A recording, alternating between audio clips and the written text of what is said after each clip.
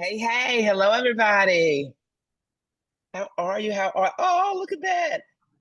See some new folks because I see new emojis, unless everybody took the course this break and learned how to do new things. I see new pictures and everything. Yeah. It's nice to see Dennis, is you that your guys. puppy dog we saw? Yeah. You Um, could just wave, you can't speak. It's okay. yeah. If you It's if you need to talk, you kind of have to wave. We have to kind of plug you in. We won't go there, will we?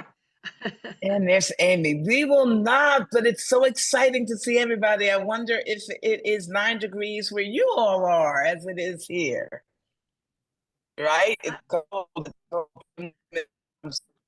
But it's like, oh, they were all in Robin, their you're coats. is Robin going in and out to everybody? Yeah, Robin, you're going in and out. Thank you, Dennis. Yeah, your Okay. voice is kind of Is going in this and out. better?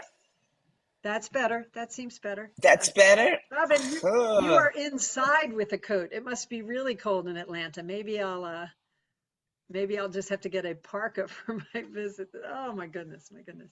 Well, first of all, thank you all for coming. You're in for a real treat. We have two extremely special guests today, and we also have a special technical advisor. All of our managers, Katie from Atlanta Harp Center is in at NAM right now, the music show out in Anaheim. So Kayla, who's actually Virginia Harp Center assistant manager, will be taking her place today, which we really appreciate because I can't do more than one thing at once, actually, at this point. So she's going to be handling that.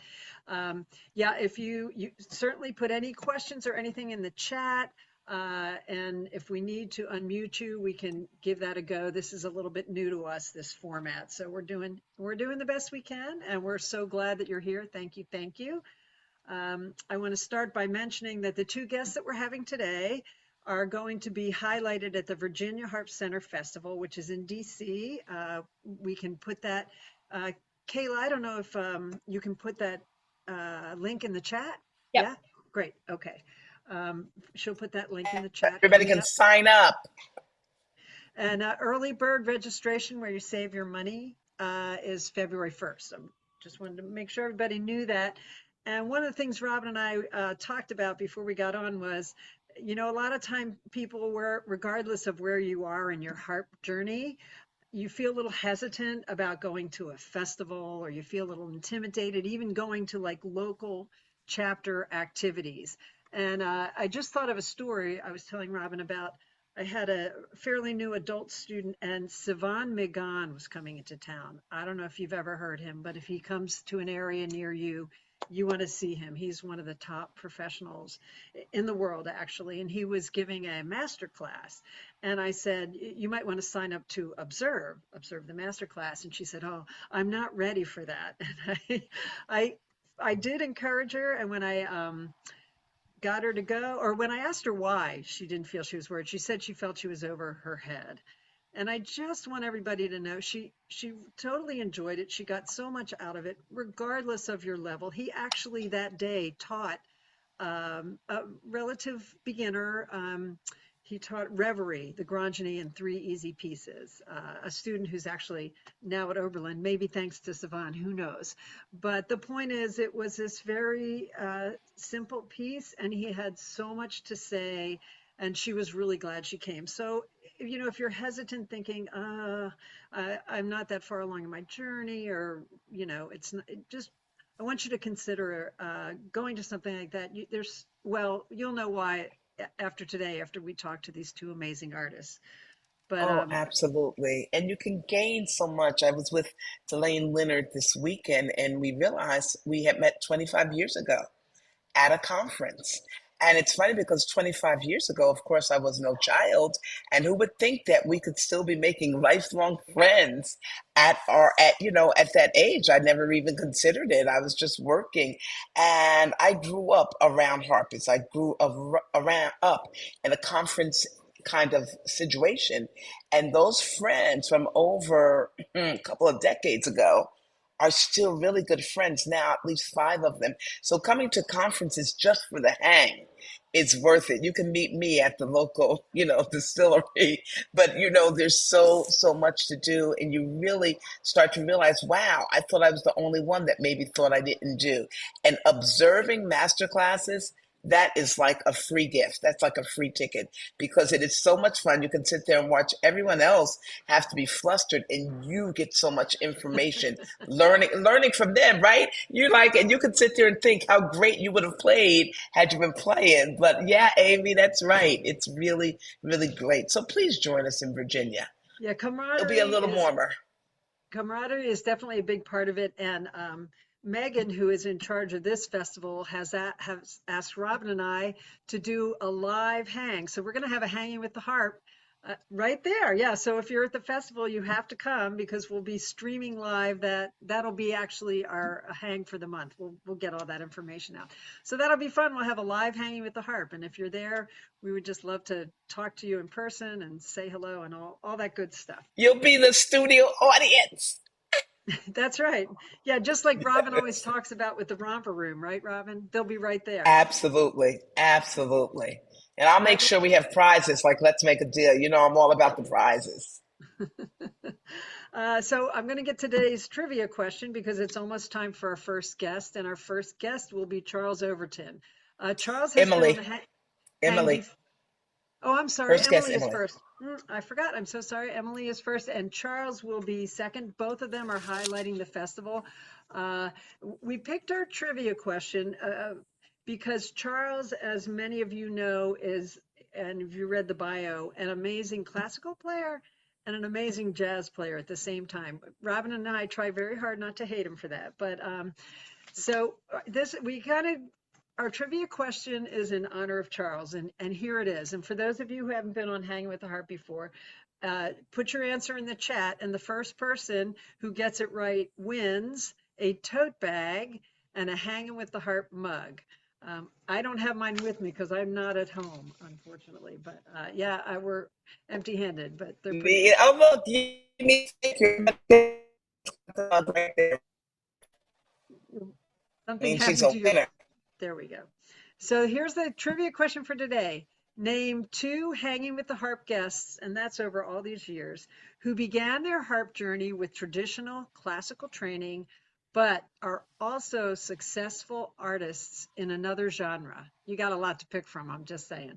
Name two Hanging with the Harp guest artists who began their harp journey with traditional classical training, but are also successful artists in another genre. So you can put that in the chat and we'll get back to you. In the meantime, we're going to welcome Emily. Emily is here, but she will be front and center. You're going to want to put your view on speaker so you can see her. Absolutely. So you can see her nice and strong. So Emily, hello. Hi. How's the weather in Dallas? It's cold. We're in a cold spell like the rest of the country, but sunny. So that's nice. Well, thanks so much we're just so excited to have you today. And I'm going to be asking Emily some questions, but if you have any questions while I'm talking to her, while Robin and I are talking to her, just put it in the chat. But Emily, I know because a long time ago I used to do Suzuki training, and I know you were brought up in Suzuki. I just wondered how your early training in Suzuki, have you found that to be an advantage in your life as a harpist? Yes. So my mom actually wanted me to play the cello, but I was very stubborn. And when she finally gave up on that dream for her and for me, she called Dave Clastney at Clastney Music. I grew up in Denver. And she was like, how do I find a harp teacher? And he said, well, you're in luck because Mary Kay Waddington lives 15 minutes from you. So I started with Mary Kay, who started the Suzuki method for the harp when I was 5. And so I think in a general Suzuki sense, I learned how to listen first and foremost.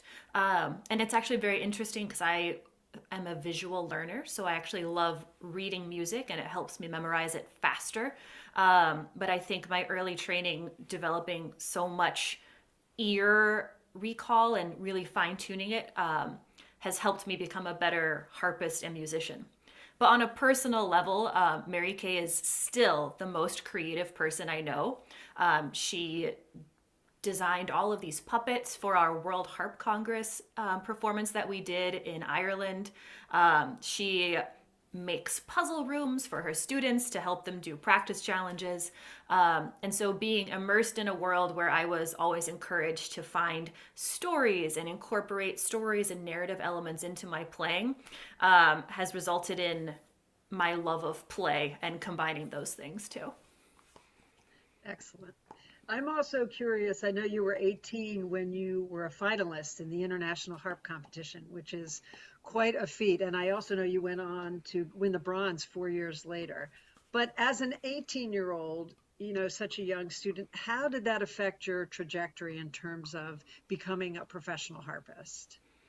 I think competitions are, well, speaking of meeting lifelong friends, some of my closest harp friends are people I met at competitions. I think we have just such a small, close-knit community that it's really important to have these spaces, even if they're stressful spaces, where you can gather and commiserate and just share this thing that you have in common that you love. But also, they're so good for raising your level. The amount of music you have to learn, the amount of stamina you have to build up in order to play, like 2 hours worth of heavy classical rep. That each time I did a competition like that, it really propelled me to the next level technically and musically. And then they open a lot of doors after that because, if you do well, then it's a nice little resume booster. But I also think just doing it, even if you don't advance at all, having learned all that rep, you will come away a better player. And I'm curious, what was the catalyst that aspired you to be an orchestral player, to seek out that dream or to pursue that dream of being an orchestral player? I think one of the amazing things about playing the harp is that it's not an and or. My string player friends, you either go into the chamber music world, or you try and go into the soloist world, or you join an orchestra. But for us, because it's just one harpist per orchestra, and it's such a solo role, you get to play in orchestra and then also do solo recitals and chamber music and teaching. It's just like the entire world is your oyster. But for as much as I feel like playing just by myself with the harp is such a special thing. But there's something magical about being with your friends and your colleagues, making music that is impossible to make by yourself. And growing up, I was always, shockingly, I was pretty shy, especially in youth orchestra, because, it's just you. And then everyone else has their section. They have your friends, and you're just kind of hanging out in the corner. But as I've gotten older and started, reaching out to people who don't just play the harp, it's just to be able to make music like that is so special. And we don't get that many opportunities. We don't get the string quartet repertoire. We don't get the brass quintets. Like, we have to actively look for those opportunities. And so it's really nice. And I got very lucky with my job. I love my orchestra. And you're also in the harp quartet. Weren't you with that quartet for a while? Yeah, I think you... Yes. When I moved to Dallas, I just had a treasure trove of harpists. Cheryl Losey was here, and Grace Browning was here, and Karen Thomas. And then Grace and Cheryl have since moved for respective jobs in other places, which I was like, good for you. Why are you leaving?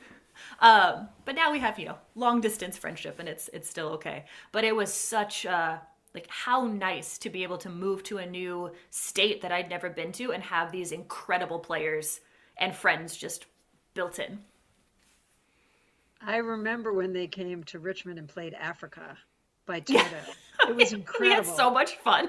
Is that on YouTube? If that's on YouTube, you guys have to check it out. It was amazing. And I'm a big Toto fan, so I'm pretty picky. So that was wonderful. So all of this makes me very anxious to hear about your opening concert, because I know you're not going to just put the words out there and start playing. It's called Experiments in Play. So please tell us a little about that. Okay, so I love puzzles and I love games. I am the New York Times game subscription every day. My crossword streak is now over 1,000 days, but I just love that side of things. And sometimes, especially being so heavily immersed in the classical world, I get a little frustrated with how stuffy some of our concerts can be. They're not always like that, but sometimes they are. And so for me, I wanted to create a program that was harp and it's based on a little bit choose your own adventure, a little bit escape room, a little bit Dungeons and Dragons with a storytelling element. But essentially, it is an interactive, immersive musical experience. So audience members get a field guide. I just did this program in Houston 2 days ago, so I have a leftover program. But as you go through this program, you're following a storyline, and there are different plot points along the way. And at each point in your imagined journey, there is a piece that is impacted by the natural surroundings that you're in, or that leads you to a puzzle to solve.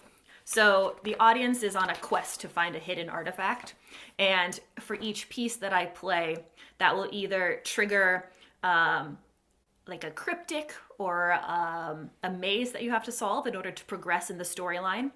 At one point, someone in the audience, randomly selected, has to decide if we go left or right, and that influences the pieces that I play and the rest of the program order. And so my goal for this, because it's heavy repertoire. It's Grand Genie Rhapsody, 2 pieces that I commissioned, list the Nightingale as a possibility. But for people who maybe haven't heard all of these pieces before, or for people who are not super immersed in the classical world, my goal was to create a real, wonderful musical experience that was also not just sitting there quietly. And I think having other elements that actually encourage you to listen more closely to the piece result in a new way of listening. And at the end of the day, I want people to come away being like, that was so much fun, you know? And so it's music and puzzles and games. What could be better? Sounds magical. And it's so interesting to think of a program as fun, not just from an audience perspective, but I can tell you really enjoy this. I do. That's a whole new concept for a lot of us. So that's really, really looking forward to that. So, and can you just tell us a little bit about Primetime Mind? That's going to be one of the classes that you'll be teaching at the festival? So in my personal relationship with the harp, I really struggle with nerves. I get very nervous very easily. I remember actually when I was preparing for Israel, when I was just starting my undergrad at Indiana, and I was talking to Miss McDonald because I kept having such bad memory lapses from nerves. You know, I'd sit down to play and my inner monologue would just start going 1,000 miles an hour. And she was the one who first told me that I had to play through a piece in my head and imagine the strings and the pedal changes. And if I could do that, I could then play the piece when I was nervous, which is so true. I still do it to this day. But I have been very interested in the way the mind works, because I feel like so much of what we do is impacted by our mental state. And so between the nerves and between sometimes I struggle to pay attention for long periods of time. And I think maybe we've all been there where you're just practicing and all of a sudden you realize that your mind has just wandered off. You aren't really paying attention to what you're doing. So I got very interested in exploring why our brains don't like to stay in the moment, and more so, why do we get so stressed in performance time, and why does that inner voice turn on? And so I started reading a lot of books on the subject, and this talk is going to be about how to keep your mind focused. So we're going to talk about the attention flashlight. You have one attention flashlight, and so the idea of multitasking is actually a myth. You're just constantly moving your attention flashlight back and forth. This same attention flashlight in situations that we perceive as dangerous, which include concerts where you're stressed, it starts doing like a panoramic scan to make sure that, back in the day when we lived outside, that was the same attention alert that made sure we weren't going to be ambushed by a wild animal. And so when you're on stage and your brain starts not focusing on what you're doing, but going into hyperdrive, it's actually your brain trying to protect you in case there are any wild animals around the corner. So we're going to talk about ways to keep your mind focused, and more importantly, how to bring it back when you notice it's out of focus, and techniques for how to get more comfortable when you're performing on stage. I think that the older you get, the more batteries you need for your attention flashlight. At least that's definitely how I feel. And Need that Duracell battery. Right. I just wanted to say, when you mentioned that you were very stubborn as a child, I think that stubbornness is an attribute when you're a harpist, because to play this instrument, you really have to get in there and dig your heels in. It's so true. Not necessarily. I will keep going. That's right. Not necessarily a bad attribute there. So we've talked a little bit about this beforehand, but how do you feel a masterclass experience is just as beneficial or beneficial to the observers as it is? There's a select few that are playing, and then there's usually a fairly wide audience. What's your take on that? I think it's always helpful to hear other people play.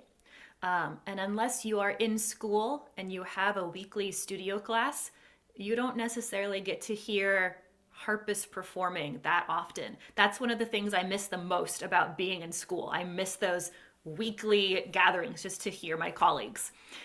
So to hear other people play is such a joy, and something that's great to be a part of. And then I think because we control all of the sound with our fingers, which it's such an intimate experience playing this instrument. And to hear how people's fingers work differently, and then to hear how the teacher can influence the way that things sound. I just think it's endlessly fascinating to hear someone learn from a professional musician. And I think you can pick up things that will help you with your own playing. You'll get new musical ideas, hopefully, ways to think about the music in different ways. And it's a great forum to learn about all of these skills, and then hopefully draw out the ones that are particularly meaningful to you. Yay, master classes. I just want to mention too that Nancy mentioned in the chat that she went to school with Mary Kay, where amazing.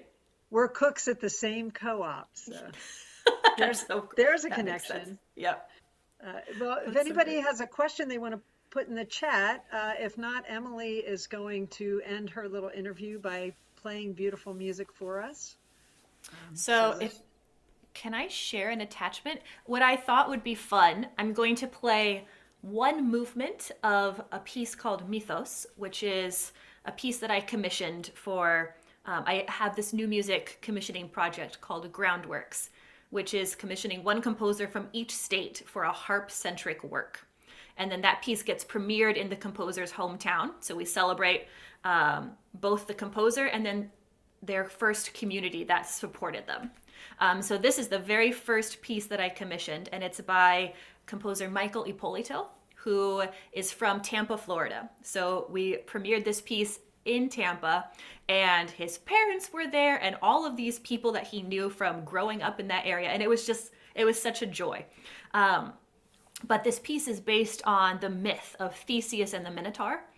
And it's an incredible piece. It's in 3 movements. And the second movement is structured in the same architectural setup as a labyrinth.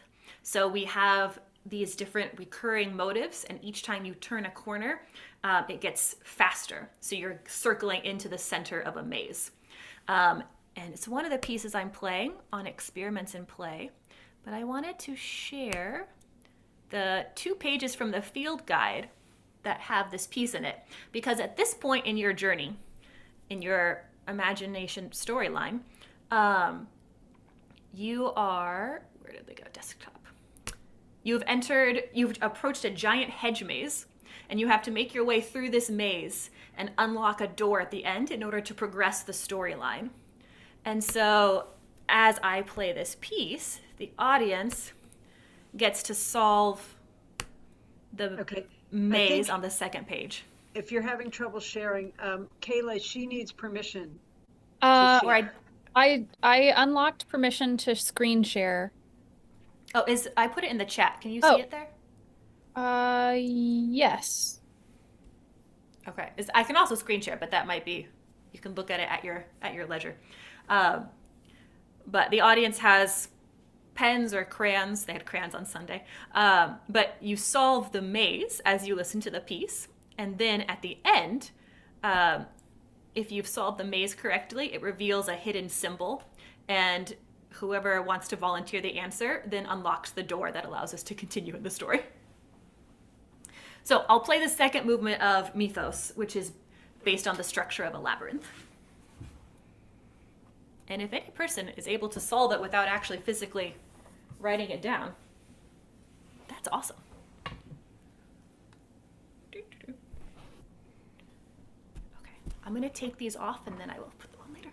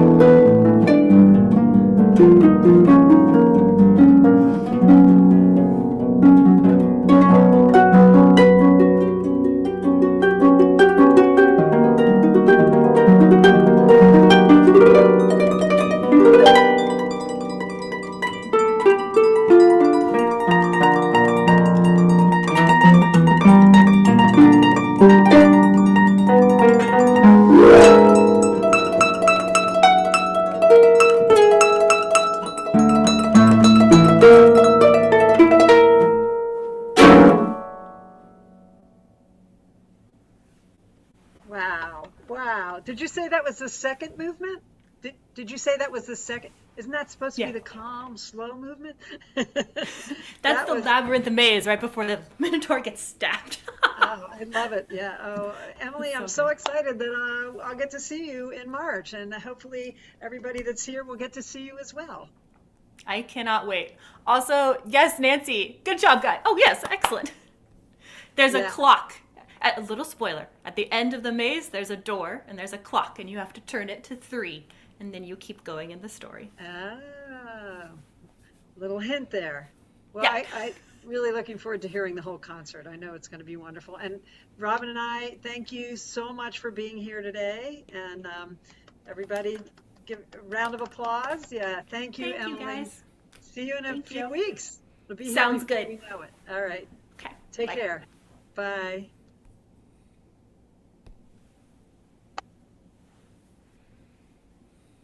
You can't talk, Robin?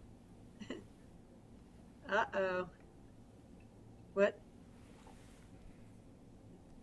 We have a little technical difficulty here. No, Robin? You want me to introduce Charles? I did that work? Oh,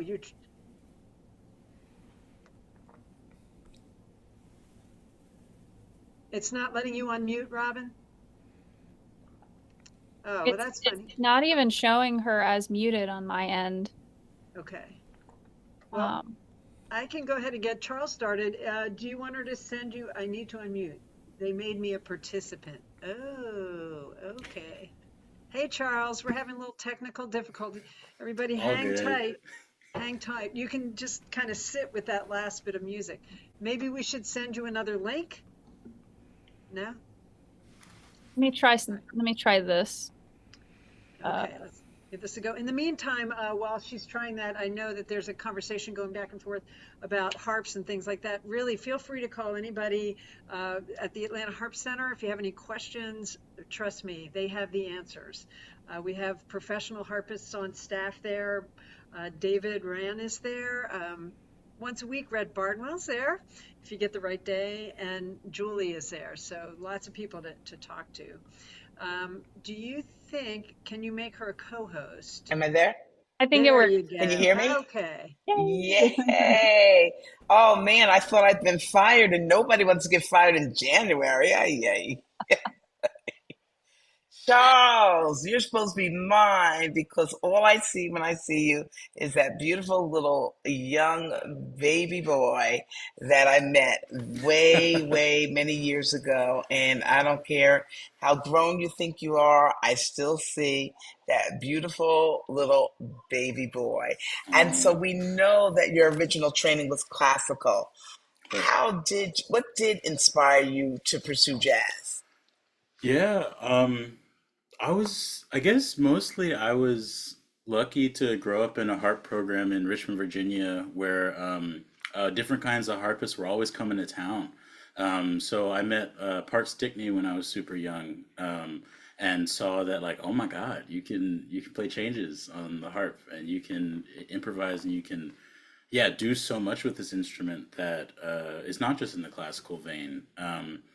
And yeah, so I think it was mostly artists like Park Stickney and Monica Stadler that first sort of like opened my eyes to all that the harp can do. And then in high school, actually my senior year of high school, I really decided to start taking improvising a little bit more seriously. Like I always knew that I had an interest, but I never, it was always kind of this thing I did on the side. But in figuring out where I wanted to go to school and what I really wanted to do with my life with the harp, I had to really think about it. Like, what kind of musician do I want to be? What kind of skills do I want to have? And I knew that it would be very important for to have a happy life in music to be able to express myself through improvisation. So I wound up in Boston at the Berklee College of Music, which I felt like would be the most immersive place I could, yeah, figure that out.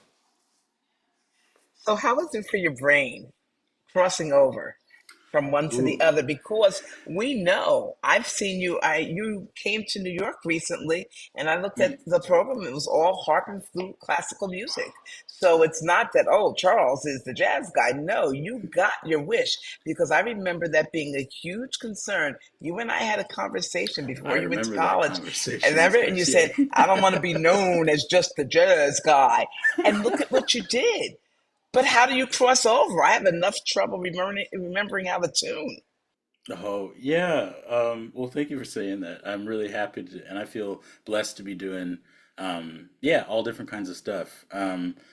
Yeah, I guess internally, I don't know. I feel like the two, or as if we're speaking about just classical music and jazz, or classical music and improvising more broadly, I feel like playing both kinds of music sort of inform each other. Like learning to improvise and learning about the sort of architecture of the way that melody, harmony, and rhythm work together to be able to spontaneously compose helped me then to better understand like the Spohr fantasy I'm studying and what's happening moment to moment. And similarly, having a sort of practice that is rooted in analysis, deep learning, and interpretation, meaning taking something that already exists, but using that as the starting place to create. I mean, we do that in jazz all the time, you know, I mean, that's kind of the craft is taking sheet music and then seeing what else can be discovered through it. So I'm sort of constantly in conversation with the different parts of myself as I try to learn more about all this different music. So yeah, I feel like every day my brain becomes less kind of sectioned and more kind of just one thing. Doesn't matter what kind of music I'm playing. I'm operating hopefully from the same space of hoping to create and communicate something.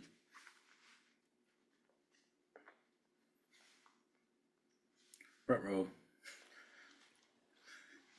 Okay, there we Charlie? go. Okay, I'm going to stop muting myself in between. It's the habit that we have, with the etiquette, but I'm just going to leave it open so you'll hear me laughing and clapping in between. I want the participants to really latch on to one of the things you said, which was it was by hearing and seeing all the different harpists that your mind got open to, wait a minute, oh, I can do that.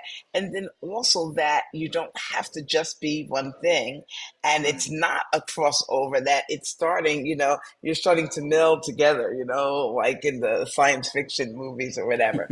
What and who? What tell us, there's a lot of questions I had, but I want to skip this one to the top because I don't want to miss it because we want to Mm. hear like the juice. Who are some of the favorite people, artists that you've collaborated with and why? Or what's your funniest thing that's ever happened to you in this journey of yours? Ooh, oh my gosh. Let's see. Favorite people. Well, I am working with this artist named Shabaka Hutchings right now. He's a who actually we sort of have similar paths. He grew up playing the clarinet, classical clarinet, and then got to university and discovered jazz and just became just a monster tenor player. Like just you think of yeah, I mean, just truly unbelievable, high energy, but also sensitive, just an amazing, amazing artist. But he got to a point with his instrument that um, uh, he recognized that it was no longer serving him and has pivoted to learning various flutes from around the world. So he set the tenor down. He went from clarinet to tenor, like like yeah, amazing high energy stuff. To now he is playing flutes from all around the world, and yeah, he's a very thoughtful musician. I feel like I learn a lot from him every day that we work together. But one of the uh, well, there's yeah, one of the things that's really stuck with me in working with him is something that he said to me that there's no such thing as like music that's too hard, or he doesn't believe in music that's just like too hard. It's just that you're trying to play it too fast. And it really like sort of like unlocked a chamber in my mind and has allowed me to, yeah, relate to music in I think I'd say a completely different way, because I think while that's sort of an extreme way to look at it, I think there's like a lot of truth in that statement of oftentimes if we look at ourselves, whether it be in music or in life, a lot of the frustration where it feels like you're bumping your head up against the wall comes not from that the obstacle itself is insurmountable, but that, well, okay, I can't say about life, but with music, there's so many different things that happen with life that I can't speak about everyone's experience. But let's keep it to music. Oftentimes, it's not that this thing is insurmountable, but that you have different expectations of yourself to where I guess the task is or the challenge that you're trying to accomplish. Like in classical music, oftentimes I'll be working on something and I'll think to myself, I should be able to play a simple cross under scale. Like that's a technique that we all learned on like, I don't know, year two, of playing the instrument. Like I should be able to do this simple technique. But by putting myself in the framework of I should have already understand this, I don't allow myself the possibility that actually I don't fully embody this technique yet. There are things that slip up. Oh, when I try to cross my fourth under the thumb, there's a shaking in my wrist or something. Or depending on where I am on the harp, I have to change the angle of my wrist or my arm. But these are things that you can't really attuned to. You can't listen to your body if you're trying to tell yourself, but this is just a scale. Like this is just a scale. So yeah, I really thank this artist Shabaka for sort of like starting me down this kind of particular path that I'm on right now. Yeah, and in terms of funny stuff, oh man, I don't know about anything particularly funny, but I think we all know as harpists or freelance musicians that yeah, having to work with people, you encounter some funny people. I won't say any more than that right now. Oh boy. Okay. Well, we probably don't want, we'll save that for the after party. But I Sure. really hope people are really seeing that, just coming. One of the things you said about the artist you just spoke of is it's really about, and someone said it in the chat, the expectations. And how about we stop being so hard on ourselves? We're For harder on sure. ourselves than anyone ever would be. And it just really, after a point, it stops making sense when you say, I should be all ready to do it.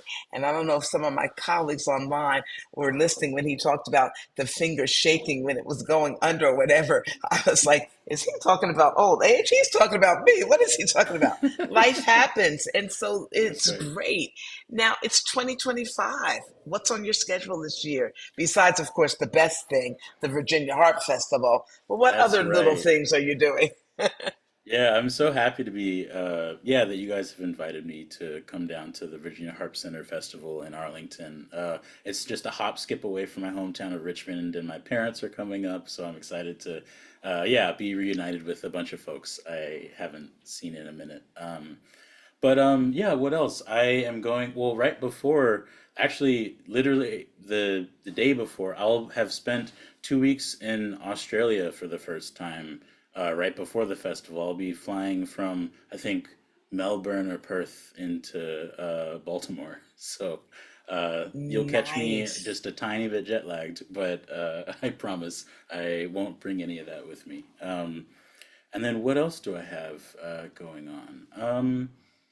Yeah, a lot of touring with this artist Shabaka. That's what I'm doing in Australia. And then I'll be at the Yellow Barn Summer Music Festival in Vermont, playing some chamber music this summer. Um, yeah, it's hard not to think just what's right in front of me. Like tomorrow, I go to New York and I'm playing a There you trio go. set with a tap dancer, which I'm super looking forward to. Yeah, got a Oh, lot we're going to going on. talk. If you're coming to New York, you're close to me. In the chat, someone wanted to know, are you and Shabaka working on some world music type of improvisations or compositions? This is Nancy Clark. She thinks that'd be really cool. Is that what your concerts are kind of like? Yeah, so you could definitely classify it as world music or spiritual jazz. He again, yeah, plays these flutes from all around the world, like shakuhachi from Japan. He plays different like Mayan drone flutes, And so a lot of what we do is in the, yeah, I guess you could put it under the world music umbrella.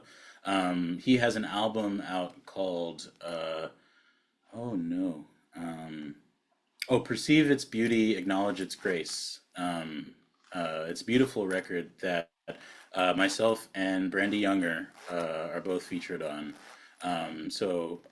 Plenty of harp on it. And then when he tours Europe, he travels with two harpists in his band as well. So I Wow. think it's really funny that I've sort of took a left turn from classical music into a completely different realm of music making, only to be playing flute and harp again. Back again. Okay, so quickly, somebody wants to know. Oh, not somebody. Cecile wants to know what's your favorite piece song to play. Corey White. Favorite piece Yeah, song to play. One. What is one. it? Oh Yeah. man. Well, okay. Can I give one per genre or just one? Just one because I've Just got some more one. questions you have to play. I Okay. want the first one that comes to your mind. Yeah, I guess right now it's the one that I'll be playing for you this afternoon. It's an original of mine that I wrote called Once More. It's one of the first compositions yeah, felt comfortable sharing in public. Oh, and I love that. I love that your answer was yours. I really love that. Now, you're coming to the festival. Your concert is TBA. Can we get a hint? Yeah, so I'll be playing a combination of original compositions and arrangements of jazz standards. Yeah, the short of it is that, as many of you can probably understand, coming from classical backgrounds, it can be difficult to break into the space of composition, having studied seriously, music by composers that we kind of put on a pedestal. It's like this is the music and this is the right way to write the music, and it can feel daunting to put pen to page yourself. So I originally, when making creative music, like so many of us, I came at it through the lens of arranging first. So I'm, yeah, excited to share some of my arrangements that I'm most happy with, and which eventually led me to be more comfortable writing music myself. I Now, love it, Charles, and you better publish it. His yeah, class, MJ, Spontaneous Yeah, Strings. I was just You want gonna me to talk about ask, his tell class? him, I was just gonna tell him if you need a guitar player at that concert, we know a good one. David. Yeah. Will he be around? Oh, I'd love to see him I don't know, again. I'll check. That would be so cool. That would be amazing. And then yeah, my class, basically just again, like so many of us, I had a kind of challenge. I had a lot of resources when learning how to improvise. But it can oftentimes feel, again, like you got your head against a wall if you're a harpist that wants to get started learning how to improvise in the jazz or pop idiom. Um, and so, yeah, I just kind of want to give people a window into my process, and the things that I've gleaned over the years on how to work thoughtfully with not a whole lot. So, yeah, stay tuned. I like that Lori asked, how did your approach to improv become serious? And could you share some steps to further developing your improv? And it sounds like in your classes, you're going to be doing just that. And what I love, That, if you go online and you look, he's doing spontaneous strength, level one and level two. So you really would be able to look at that and be like, oh, let me, step in and come kind of like this. And I know MJ looking at the clock, and I know No, MJ, anything else? Because I don't want to mess up his playing. I don't want to lose people. But what would you say, besides coming to your class, for a step to further improv? yeah, Come to so your the main class. things that I think are most important when trying to learn any kind of music is to listen to a lot of it. Um, and to be really patient with yourself as you start to yeah, try to learn. So there's some rudimentary things that I'll be talking about in my class about ear training and harmony and technique. But the main thing is try to reinforce the basics. You can never spend too much time with the basics. Like if you can't sing um, a series of major thirds up or a series of minor thirds down or a major sixth from any note, you got work to do, and that's as simple as it is. We need to develop our ears as harpists to be able to hear the kind of music that we want to play. First and foremost, it can be really tricky with this instrument that we play. That we have three different pitches on every single string. Well, for pedal harpists, three different pitches, and for lever harpists, two pitches. Oftentimes you don't have as strong of a relationship with the sound that's coming out of the instrument as you think, because playing a C triad physically feels the same to be playing, like, I don't know, Yes. 8 or 9 different combinations of notes. Yep. So anyway, Absolutely, ear training and absolutely. yeah, listen. Absolutely, and you're right. That is the difference because nothing looks different for us. So this whole notion of what key you're in and where you're going does get to be something that if you want to do it. So I think that was, let me look, that was Lori. I hope, Lori, you can join us in Virginia, but those are the things to start right out with listening and all of that. MJ, And anything else for Charles, Charles? I just want to say I also knew Charles when he was very young, and I love you waxing poetic. Your philosophy on the harp definitely Oh, is applicable to life. I have some little quote in my that I carry with me everywhere that a friend gave to me. It says, "Expectation is the mother of all suffering." I love that quote. word. Absolutely. So before Charles plays, which is going to be a real treat, I wanted to just thank everybody for coming. I see some new faces. That's very exciting. And I wanted to let you know that next month we're having the two other highlighted artists at the festival. One is Emmanuel Deep. I don't know how to pronounce his last name. It's terrible. I know I should. Robin, can you pronounce that You correctly? know Can you? what? You do notice how I was not even looking at you. Like, don't ask me because I'm the queen of mistaking. I Padilla? don't know whether it's Padilla. Yeah, I think it's Padilla. Anyway, he was It's actually the Padilla. first Latin American harpist to win an international competition. He's lovely. We've met him. He's just a wonderful, wonderful person, an amazing harpist, fun to spend time with. And then there's one other artist. Who is that? Kayla, who's that fourth artist on the conference? I just can't remember. You Oh, know what? it's Robin. You're So so- next month, I'll be interviewing Robin, or maybe she'll be interviewing herself because she's so good at it and so eloquent. So we'll see. But yeah, so we'll have Emmanuel Padilla, I believe, and Robin next month. And I want to just congratulate, I think Pam was our winner. There were many, many answers to our trivia question. For those of you who weren't here for the beginning, the trivia question was name 2 Hanging with the Harp guests who began their harp journey with traditional classical training, but are also successful in another genre. Actually, Charles would work because he was a guest our very first year. We had him as a guest. So, but there's yes. also Brenda Younger, Jan Jennings, Sunita, Kim Robertson, Janet Whitman, Amanda Whiting, and Deborah has classical roots. So it just goes to show you, don't ever be afraid to branch out and try new things. Remember, February 1st, the early bird registration deadline. And without further ado, Charles will take us out. Love it, love Yeah. it. Thank you guys for being here. And Thank you. Charles, it's you. Thanks so much again for having me, y'all.